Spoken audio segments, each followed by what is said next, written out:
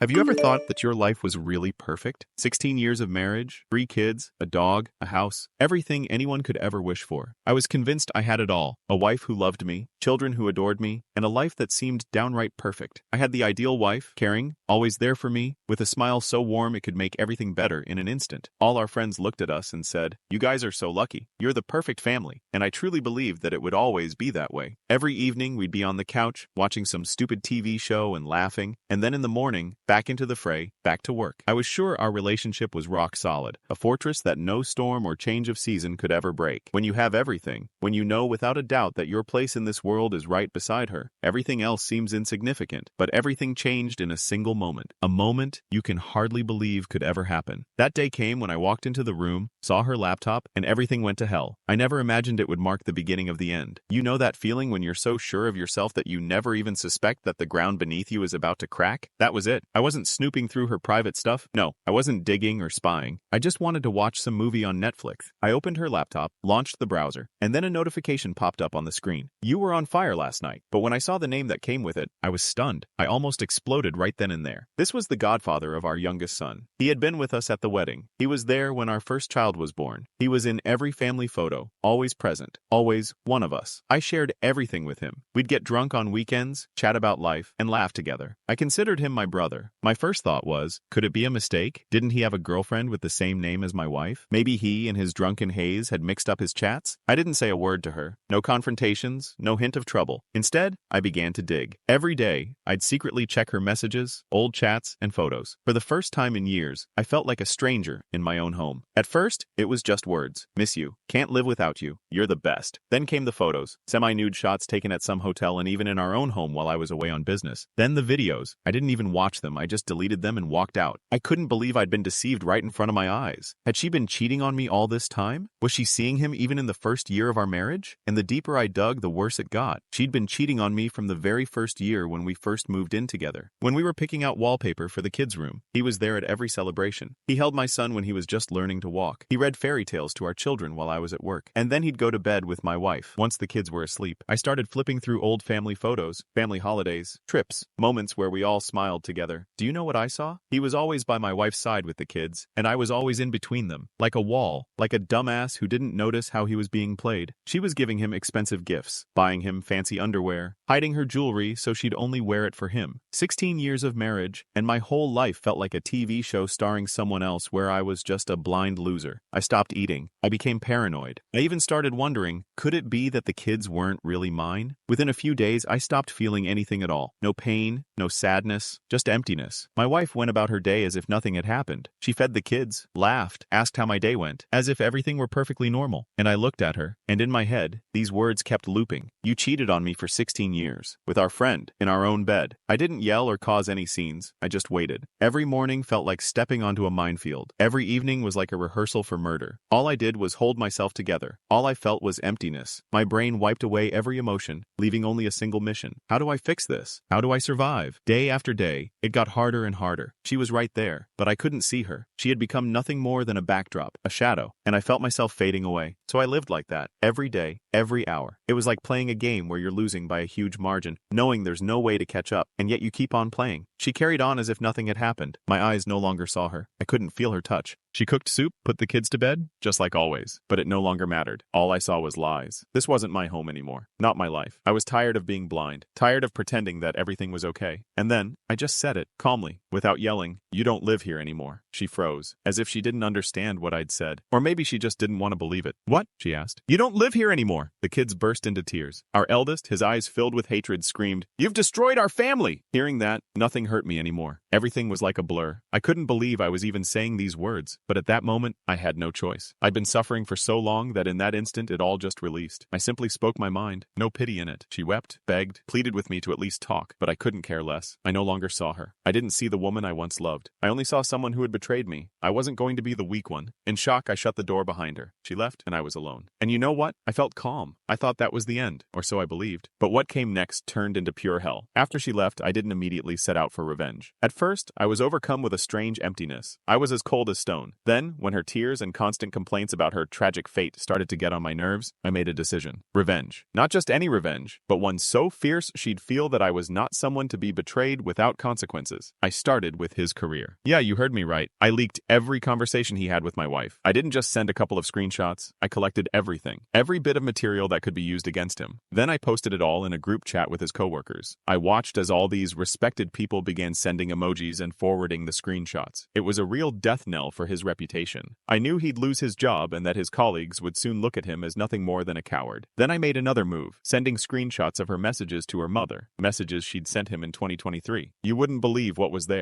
Straight from her phone. Too bad it's not you in my bed, but my stupid husband. That was a blow below the belt. Not for me, but for her. Her mother saw those words, photos, and videos and said, "This can't be. I need to speak with her immediately." I can't even imagine what she felt, but her reaction was exactly as I had expected. Her nervous breakdown, it was something else. She cried, screamed, everything fell apart. I remember she tried calling me, but I didn't answer. No pity. It was her turn to pay for everything she had done. I didn't care about how she felt. I was not the type to show mercy, but I wasn't about to stop there. Everything I did was only the beginning. I kept going. I knew that if I stopped, it would be a huge mistake. She had destroyed my life, and I was determined to dismantle her world, step by step, until she felt every loss, every moment of disappointment. I was no longer the forgiving type. My life wasn't just life anymore, it was a battle, and I was no longer on the side of the defeated. There was no room for pity or regret. Her tears, her remorse, none of it mattered anymore. She had had her chance, and she blew it. And me? I was moving on. And if that meant stepping on a few people along the way, then so be it. A month after the trial, she got a new asshole, a cocky guy in a leather jacket, about 10 years younger than me. He looked at the kids like they were just pieces of furniture. One day, he came to pick up her things and started laying down the law in my house. He began lecturing me about who was really in charge. Who do you think you are? She's the one who decides here, not you. You're not even her husband anymore, just some ex. He said it with such attitude that I instantly felt my inner tension hit its breaking point. I silently stood up, just watching him. He didn't catch on to the hints and edged even closer, trying to grab her purse that lay nearby. But then there were no more words, no more dialogue. In that moment, all my anger, all my pain and humiliation erupted in a single, violent act. I grabbed a frying pan, a cast iron one. Heavy, still grimy from yesterday's lasagna, I slammed it right into his forehead. He crumpled like a folding chair, without a sound. No theatrics. He just collapsed like a sack of potatoes. Of course, the kids were in shock. They didn't know how to react, but I was so filled with adrenaline I couldn't care about their feelings in that moment. I was too busy making sure that bastard was kicked out of my house. He lay on the floor, unmoving. I went over and checked his pulse. He was alive. Phew, but that was enough. He was unconscious. 2 days later, the police showed up. They grabbed me, slammed my face to the ground, cuffed me. They charged me with serious assault, saying I had brutally beaten him, leaving him with a smashed head, broken ribs, and a fractured arm. I sat there laughing, unable to believe what had happened. One blow from a frying pan, sure, broken ribs and a broken arm, it all sounds serious. But what could I do? I really only hit him once. I was laughing in the station until a mutual friend, the one who knew both of them, called me. He said, "Bro, they bribed the doctors. She's got connections. He's loaded. Their goal was to pin this on you so you'd back off, so you wouldn't get in the way of her new life." That's when I realized it wasn't just a divorce. It was war. My lawyer turned out to be a real professional. Like a shark, he dug up everything we needed. Security camera footage, bank statements, old case files on that doctor who was part of their game. When he started digging, I never expected such a scheme to come to light. You know what we found? That sneaky doctor, who had documented his so-called broken ribs, was receiving money transfers from her new jerk. Amazing, right? A classic setup. He ended up being the key to resolving the whole case. When the court reconvened, I sat there with everything clear in my head. The forensic report showed that this so-called hero didn't have broken ribs or a damaged arm at all, just a bruise on his forehead, and most likely, a bruised ego. And then, when the judge pulled off his glasses and looked at me, I honestly don't know what I felt. He said, "You're free. Case closed." And there it was. Freedom. But what was left after that? Anger, cold and sharp like a knife. A week later, she came to apologize. Standing on the porch of my house, her eyes red from crying, her voice trembling, it was clear she was scared of me. "I'm sorry. It went too far. I didn't mean for it to go so far. It was all him. I didn't know what to do." I just stood there, looking at her like a stranger. I said, "Get out, while you still can. For good." She took a step forward, trying to touch my hand, but I pushed her away. She began sobbing, and I simply closed the door. A few weeks passed. The anger subsided. The adrenaline was gone. The desire to destroy everything had vanished. All that remained was a thirst for the truth, pure and unadorned. Not for forgiveness, but for clarity. I invited her to talk. No yelling, no scandal, just face to face. I wanted to know everything, no matter how much pain it would bring me. We sat in the kitchen, the same kitchen where we used to drink wine on Friday nights and laugh at dumb TV shows. I turned on a voice recorder. I wasn't hiding anything. Everything was being recorded. I said, "I need to know everything. How many times? With whom else? From the very beginning? Are my kids even mine?" Then she went silent. The pause stretched on. I had no idea what she was thinking in that moment. Maybe she was searching for words, maybe trying to find a way to lie to me, but at that moment, she couldn't. There was no point in lying anymore. Then she began to speak. Want to know what she revealed? How many years did her deception last? Who else was involved in this game? And most importantly, did I ever forgive her after that conversation? Hit like, leave a comment, and subscribe. Part 2 is coming soon. It's going to be brutal.